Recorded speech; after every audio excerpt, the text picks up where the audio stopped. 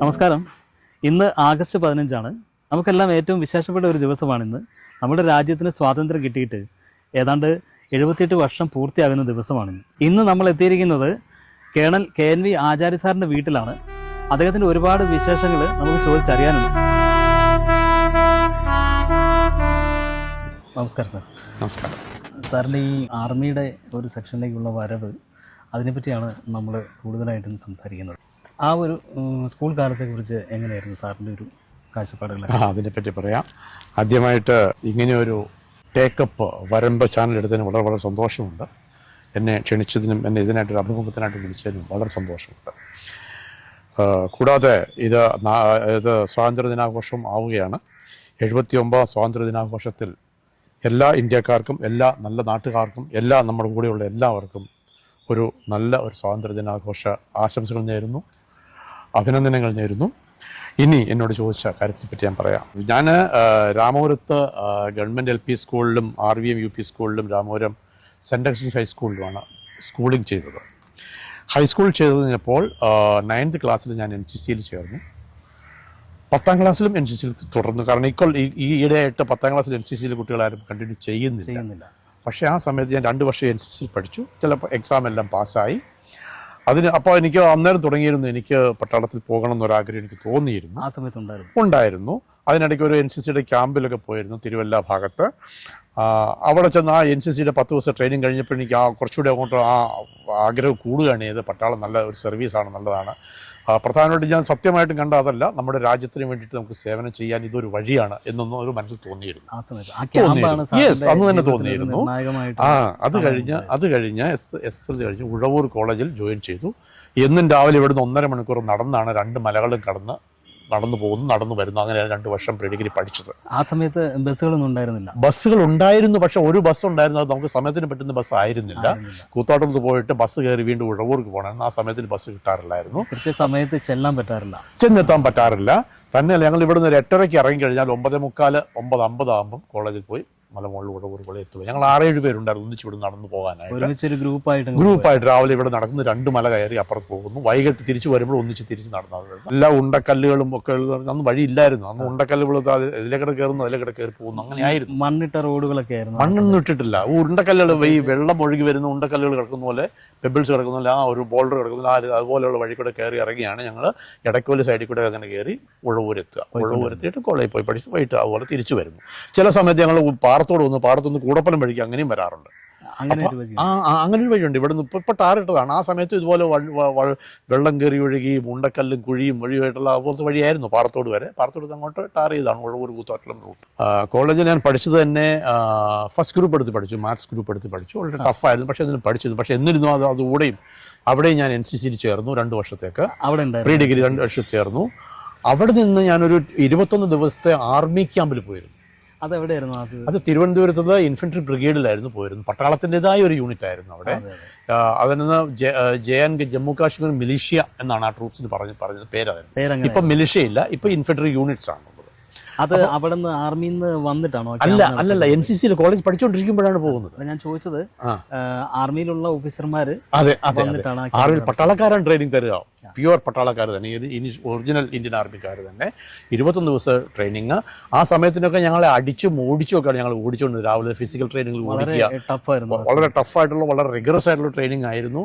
കപ്പത്തോട് കൊണ്ട് അടിച്ചൊക്കെ ഓടിക്കും, front role ജയിക്കുന്നു, ബാക്ക് റോൾ ജയിക്കുന്നു, പണിഷ്മെന്റ് ആയിരുന്നു. അങ്ങനെ അതുപോലത്തെ ഉള്ള ഒരു റിഗറസ് ട്രെയിനിങ് ആണ് തന്നിരുന്നത്. ഇതെല്ലാം ട്രെയിനിങ് കഴിഞ്ഞതിന് ശേഷം ഞങ്ങളൊരു 450-500 പേരുണ്ടായിരുന്നു college students, senior division college students ആയിരുന്നു. അപ്പോൾ അത് തീർന്നു കഴിഞ്ഞപ്പോൾ ഫൈനൽ ക്ലോസിംഗ് ഡേ ഒക്കെ വരാൻ നേരത്ത് അവിടെ കമാൻഡന്റ് വന്നിരുന്നു, ഒരു ബ്രിഗേഡിയർ സാബായിരുന്നു. അദ്ദേഹം വന്ന് ചോദിച്ചു, ഇനി ഇതെല്ലാം നിങ്ങൾ കഴിഞ്ഞു, ഇനിയിപ്പോൾ ആരെങ്കിലും പട്ടാളത്തിൽ ചേരാൻ ആഗ്രഹിക്കുന്നുണ്ടോ എന്ന് ചോദിച്ചു. കാരണം ഇത്രയും ട്രബിൾ നമ്മൾ എടുത്തു, ഇത്രയും ഡിഫിക്കൽട്ടി നമ്മൾ ചെയ്തതാണ് ട്രെയിനിങ് ചെയ്തത്. ഇനി നിങ്ങൾക്ക് ആഗ്രഹമുണ്ടോ പട്ടാളത്തിൽ ചേരാൻ, ആരെങ്കിലും ഉണ്ടോ എന്ന് ചോദിച്ചപ്പോൾ ഞാൻ കൈപൊക്കി. ഞാൻ ഒരു 6-7 പേരെ കൈപൊക്കിയുള്ളൂ ആ 450 പേരിൽ. ഓക്കെ, വെരി ഗുഡ് എന്ന് പറഞ്ഞ് കൈതാത്തി വിട്ടു. ഇത് വന്നതിന് ശേഷമാണ് ഞങ്ങളുടെ ഇവിടെ ഒരു NCCയുടെ കെയർ ഓഫിൽ ഓൾ ഇന്ത്യയിലൊരു എക്സാം നടന്നു പട്ടാളത്തിൽ കയറാനുള്ളത്. ഞാനും പരീക്ഷ എഴുതി. പബ്ലിക് എക്സാമാണ്. പരീക്ഷ എഴുതി. ഞാനും പരീക്ഷ എഴുതി കഴിഞ്ഞ റിസൾട്ട് ഞാൻ ഓൾ ഇന്ത്യയിലെ 52nd റാങ്ക്. അതെ, ഞങ്ങൾക്ക് കോൾ വന്നു, ഭോപ്പാലിൽ പോകണം. ഭോപ്പാലിൽ പോയി എൻറോൾ ആവണം. അതിനായിട്ട് NCC ത്രൂ ഞങ്ങളെ കൊണ്ടുപോയി ഭോപ്പാലിൽ കൊണ്ടുപോയി. മാർച്ച് 20 ഞാൻ കോളേജ് വിടുന്നു. ഏപ്രിൽ 1st 2nd വീക്കിൽ പരീക്ഷ തുടങ്ങുകയാണ്. പരീക്ഷ വിട്ടു ഞാൻ. അപ്പം ഞാൻ പോയത് SSLC ക്വാളിഫിക്കേഷൻ എന്നുള്ള ബേസിക്കലാണ് ഞാൻ പോകുന്നത്. അങ്ങനെയാണ്. അപ്പോൾ ഞങ്ങൾ എടുത്തത് ബോയ്സ് ലെവലിലാണ്. എനിക്ക് 17.5 വയസ്സേ ഉള്ളൂ. 17.5 വയസ്സിലാണ് പട്ടാളത്തിൽ പോവുക. ഞങ്ങൾ ഇവിടുന്ന് NCC ത്രൂ കോട്ടയത്തെ NCC ഗ്രൂപ്പിൽ കൊണ്ടുപോയി. അവിടുന്ന് ട്രെയിനിൽ കയറി കരിവണ്ടി, ഇവിടെ നിന്ന് ഡൽഹി വരെയുള്ള ജനത എക്സ്പ്രസ്, ചെന്നൈയിൽ നിന്നുള്ളത്, മദ്രാസിൽ നിന്നുള്ളത് കരിവണ്ടി ആണ്. ആ സമയത്ത് ഡീസൽ എഞ്ചിൻ ഇല്ല. 75 മാർച്ചിലെ കാര്യമാണ്. അപ്പോൾ അങ്ങനെ അവിടെ ചെന്ന് ഞങ്ങൾക്ക് ഈ റിക്രൂട്ട്മെൻറ്റിൻ്റെ ടെസ്റ്റ് പോലെ ടെസ്റ്റൊന്നും ആയിരുന്നില്ല. ഈ ഓട്ടോ ചാട്ടോ അത് ജമ്പ് അത് അങ്ങനെയൊന്നും ആയിരുന്നില്ല ഞങ്ങളുടെ ടെസ്റ്റ്. ഞങ്ങളുടെ ടെസ്റ്റ് പ്രൈമറിലി ഒരു ആപ്റ്റിറ്റ്യൂഡ് ടെസ്റ്റ് ആയിരുന്നു. സൈക്കോളജിക്കൽ ടൈപ്പ് ടെസ്റ്റ് ആയിരുന്നു. ഓട്ടോ ഇല്ലില്ല, റിട്ടേൺ ഒന്നുമില്ല. റിട്ടേൺ കഴിഞ്ഞു. അവിടെ ആപ്റ്റിറ്റ്യൂഡ് ടെസ്റ്റ് ആയിരുന്നു. 4 ദിവസത്തെ വരെ ടെസ്റ്റ് ഉണ്ടായിരുന്നു. ഞങ്ങൾ പാസ്സായി. വെയിറ്റ്, ഹൈറ്റ്, ചെസ്റ്റ് ഒക്കെ നോക്കി എല്ലാം പാസ്സായി കഴിഞ്ഞു. പാസ്സായി കഴിഞ്ഞ് ഞങ്ങളവിടെ എൻറോളായി. മാർച്ച് 30, 1975 ഞങ്ങൾ അവിടെ. ഞങ്ങൾ കോട്ടയത്ത് നിന്ന് പോയത് 11 പേരായിരുന്നു. ഓരോ ജില്ലയിൽ നിന്നും കുട്ടികളുണ്ടായിരുന്നു. കോട്ടയം ജില്ലയിൽ നിന്ന് വേണമെന്നുണ്ടോ? ഓരോ ജില്ലയിൽ നിന്ന് ഇത്ര പേരെന്നുള്ളതല്ല, പാസ്സായ എല്ലാവരും കൊണ്ടുപോകുമായിരുന്നു. ഇപ്പോൾ കോട്ടയത്ത് ഞങ്ങൾ 11 പേര് പോയതിൽ 4 പേര് ഒരു 2-3 ദിവസം കഴിഞ്ഞപ്പോൾ അൺവില്ലിംഗ് തിരിച്ചു പോകുന്നു. അപ്പോൾ ഞങ്ങൾ ബാക്കി 7 പേരായി അവിടെ. ട്രെയിനിങ് കഴിഞ്ഞു, ചെയ്തു. അപ്പോൾ ട്രെയിനിങ് നടന്ന സമയത്ത് ഞങ്ങൾക്ക് തോന്നി, അയ്യോ നമുക്ക് ടെലികമ്മ്യൂണിക്കേഷൻ എന്നുള്ള ഹൈ ടൈപ്പ് ട്രേഡാണ്, നല്ല ഹൈ ഗ്രേഡ് ട്രേഡാണ് ടെലികോം റേഡിയോ മെക്കാനിക്. ഞങ്ങൾക്ക് ഇത് കിട്ടി. നല്ല പഠിക്കുന്ന കുട്ടികളായിരുന്നു. അപ്പം പഠിച്ചു, പാസ്സായി. അപ്പം നല്ല രീതിയിലുള്ളത് കഴിഞ്ഞപ്പോൾ കിട്ടിക്കഴിയുമ്പോൾ ഞങ്ങൾ വിചാരിച്ചു നമുക്ക് ഇനി ഒരു കാര്യം ചെയ്യണം. നമുക്കിനി അറിഞ്ഞു കമ്മീഷൻ ഓഫീസർ ആവാനുള്ള അവസരങ്ങളുണ്ട് പട്ടാളക്കാർക്ക്, ജവാന്മാർക്ക്. ഞങ്ങളൊരു സിപ്പോയി, ഒരു ബോയ്സ് എന്നുള്ള രീതിയിലാണ് ഇപ്പോൾ കിടക്കുന്നത്. അതായത് അടുത്ത ലെവലിലേക്കുള്ള അടുത്ത ഓഫീസർ ആവാനുള്ള, അടുത്ത ലെവൽ എന്ന് പറഞ്ഞാൽ നായിക ഹവിൽദാർ ഇങ്ങനെയാണല്ലോ. അതല്ല, ഇത് ഇവിടെ നേരിട്ട് ഓഫീസർ ആവാനുള്ള ചാൻസ് ഉണ്ടെന്നുള്ളത് അറിയുന്നു. അതറിയാൻ ചെയ്യണം, നമ്മൾ ഇന്റർമീഡിയറ്റ് പാസ്സാവണം. അതായത് അതിനുള്ള പരീക്ഷ പാസ്സാവണം. ഇന്റർമീഡിയറ്റ് ബേസിക് വേണം, എങ്കിലേ നമുക്ക് കയറാൻ പറ്റുള്ളൂ. അപ്പോൾ അത് ഞങ്ങൾ ഭോപ്പാൽ ബോർഡിൽ നിന്ന്, എഡ്യൂക്കേഷൻ ബോർഡിൽ നിന്ന് പ്രൈവറ്റ് ആയിട്ട് അപ്ലൈ ചെയ്തിട്ട് പരീക്ഷ എഴുതി. അങ്ങനെയുള്ള സൗകര്യങ്ങളൊക്കെ ഉണ്ട്. അങ്ങനെ സൗകര്യമാണ്. അത് ഞങ്ങൾ അവിടുന്ന് 1.5 വർഷം കഴിഞ്ഞപ്പോൾ ഞങ്ങൾ ഭോപ്പാലിൽ നിന്ന് സെക്കന്ദരാബാദിലേക്ക് വന്നു. സെക്കന്ദരാബാദിലാണ് military college of electronics and communication engineering. അവിടെയാണ് ഞങ്ങളുടെ റേഡിയോയുടെ ട്രെയിനിങ് നടക്കുക. അവിടെ 1.5 വർഷം അവിടെ വന്നു കഴിഞ്ഞപ്പോൾ ഞങ്ങൾ അവിടെ ഇരുന്നുകൊണ്ട് രാത്രി 9:30 മുതൽ 2-2:30 വരെ ഇരുന്ന് പഠിക്കുമായിരുന്നു. ഞങ്ങൾ 5-6 പേർ ഒന്നിച്ചിരുന്ന് പഠിക്കുമായിരുന്നു. പഠിച്ചിട്ട് 2:30 കിടന്നുറങ്ങുന്നു, 4:30 വീണ്ടും എഴുന്നേറ്റിട്ട് 1 മണിക്കൂർ വീണ്ടും പഠിക്കുന്നു, 5:30 പിന്നീട് തയ്യാറായി ഫിസിക്കൽ ട്രെയിനിങ് രാവിലെ മിലിറ്ററി ട്രെയിനിൽ പോകുന്നു. അങ്ങനെ 1 വർഷം ഞങ്ങൾ അവിടെ ചെയ്തു. ഞങ്ങളുടെ സ്വന്തം ട്രെയിനിങ് കൂടാതെ ഈ ഒരു എക്സ്ട്രാ അഡീഷണൽ ട്രെയിനിങ് നമ്മൾ ചെയ്തു. കാരണം സ്റ്റഡി മെറ്റീരിയൽ വരുന്നു, പഠിക്കുന്നു, എഴുതുന്നു, അയക്കുന്നു, വീണ്ടും വരുന്നു, അയക്കുന്നു, അങ്ങനെ ചെയ്തുകൊണ്ട്. അപ്പോൾ ആ സമയത്ത് ഒരുപാട് ടൈറ്റ് ഷെഡ്യൂൾ ആയിരിക്കും. കഷ്ടപ്പെട്ടിട്ടുണ്ട്. കാരണം ഞാനത് പറയാൻ കാരണം ആ ഒരു ഭൂതം നമ്മുടെ മനസ്സിൽ കയറി. എനിക്ക് ചെയ്തേ പറ്റുള്ളൂ എന്നൊരു സംഗതി പത്ത് കയറി. അത് ചെയ്യണം, പരീക്ഷ വിജയിക്കണം, കയറണം, എങ്ങനെയെങ്കിലും ഓഫീസർ ആവാനുള്ള അവസരം നമ്മൾ പാഴാക്കാതെ നമ്മൾ ഉപയോഗിക്കണം എന്നുള്ള വാശിയായിരുന്നു ഞങ്ങൾക്ക്. അത് കഴിഞ്ഞ് ഞങ്ങൾ ഇന്റർമീഡിയറ്റ് വന്നപ്പോൾ ഞങ്ങൾ ഏപ്രിൽ 78 ഞങ്ങൾ അവിടെ നിന്നെല്ലാം പാസ് ഔട്ടായി പോയി. വീണ്ടും ഞങ്ങളെല്ലാവരും തിരിച്ച് ഭോപ്പാലിൽ വന്ന് പരീക്ഷ എഴുതി. ഞങ്ങളെല്ലാവരും പാസ്സായി. 2nd division, 1st division. അതിൽ എൻ്റെ കൂടെ ഉണ്ടായിരുന്ന സോമൻ എന്ന് പറയുന്ന ഒരാൾ ആ എക്സാമിനേഷൻ ടോപ്പർ റാങ്കിൽ പാസ്സായി. അത് ഞാൻ 2nd ഡിവിഷനിലാണ് പാസ്സായത്. പാസ്സായി കഴിഞ്ഞ് ഞങ്ങൾ പിന്നെ കമ്മീഷൻ അപ്ലൈ ചെയ്തു. കമ്മീഷൻ അപ്ലൈ ചെയ്ത് കഴിയുമ്പോൾ ഞാൻ മീററ്റ്, UP മീററ്റ് എന്ന സ്ഥലത്തായിരുന്നു ആ സമയത്ത്. അപ്ലൈ ചെയ്യുന്നു.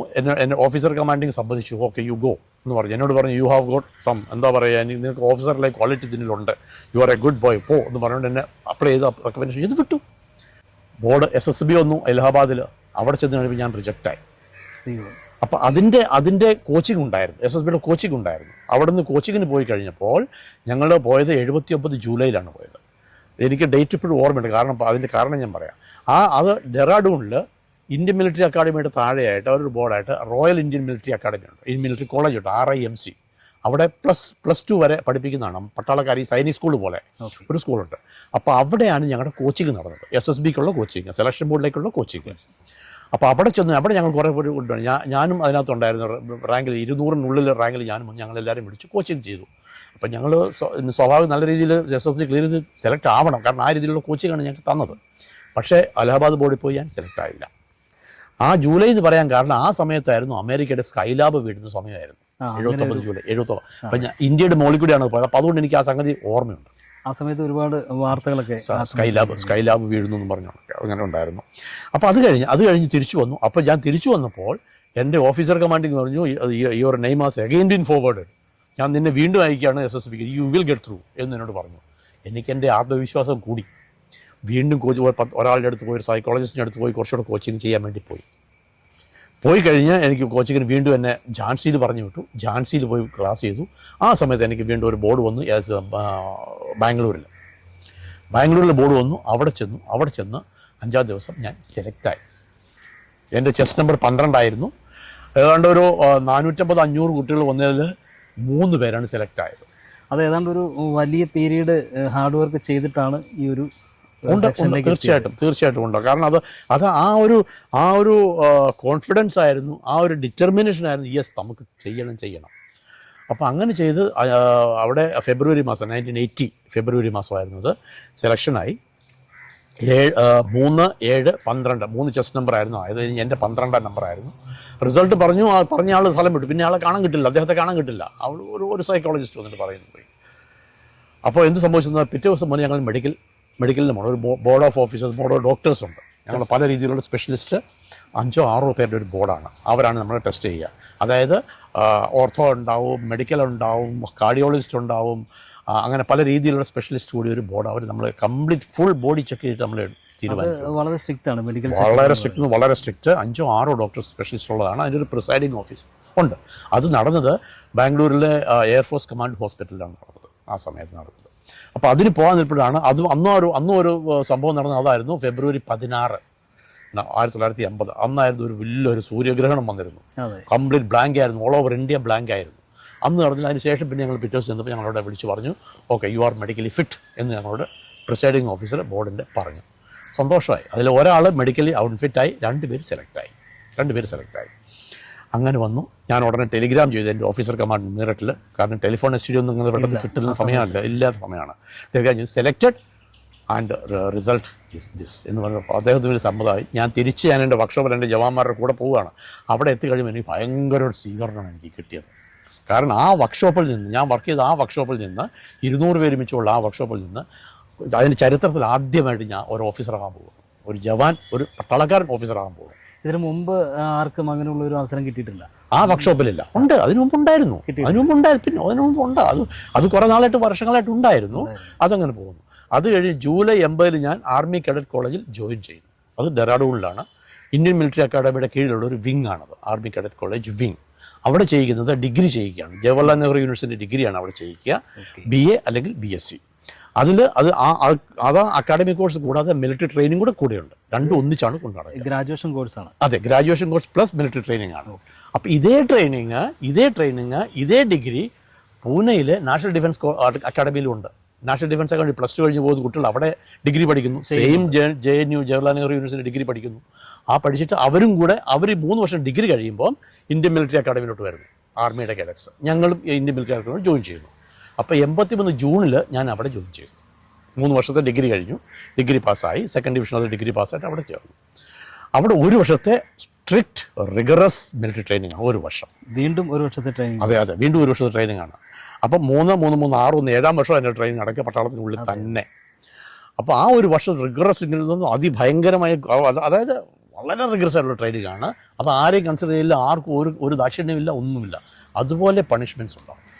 ഈ ട്രെയിനിങ് സമയം ഹാർഡാണെന്ന് പറഞ്ഞല്ലോ സാർ. യെസ്, വളരെ, അതായത് 6-7 വർഷത്തെ ട്രെയിനിങ് ആയി സാർ അതിൽ ജോയിൻ ചെയ്യുന്നതിന് തൊട്ട് മുമ്പ് തന്നെ. അപ്പോൾ ഈ ട്രെയിനിങ് പീരീഡിൽ നമുക്ക് ഒരുപാട് ടെൻഷൻസ് ഒക്കെ ഉണ്ടാവാറുണ്ടല്ലോ. ഉണ്ട്.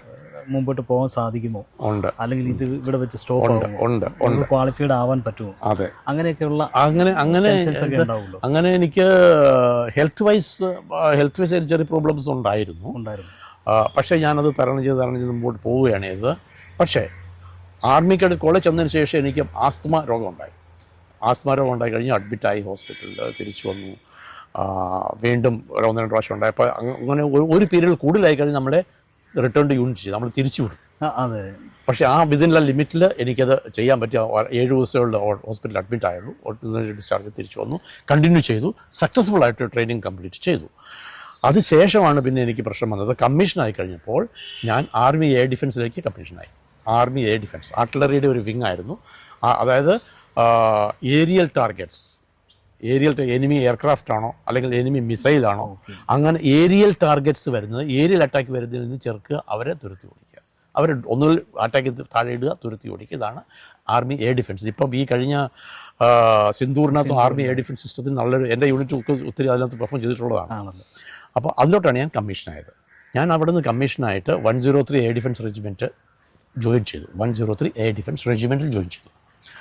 അവിടെ ജോയിൻ ചെയ്തതിന് ശേഷം ജോയിൻ ചെയ്യുമ്പോഴേ അത് പട്ടാൻകോട്ടിലായിരുന്നു. ജോയിൻ ചെയ്യുമ്പോഴേ അവിടെ നിന്ന് ഞങ്ങൾ ഗോപാൽപൂർ ഓൺ സിയിൽ വന്നു. ഗോപാൽപൂർ ഓൺ സി ഒറീസയിലാണ്. അവിടെ പുതിയൊരു ഞങ്ങളുടെ ട്രെയിനിങ് സെൻറ്റർ തുടങ്ങണം. അപ്പോൾ അതിൻ്റെ ഒരു തുടക്കത്തിനായിട്ട് ഞങ്ങളുടെ യൂണിറ്റ് അവിടെ പ്ലേസ് ചെയ്തു. വീണ്ടും പുതിയൊരു 84 ജൂണിൽ വീണ്ടും പുതിയൊരു തുടക്കമാണ്. അതെ, അതൊരു പുതിയ എൻ്റെ ജീവിതത്തിൻ്റെ പുതിയൊരു അധ്യായം തുടങ്ങുകയാണ്.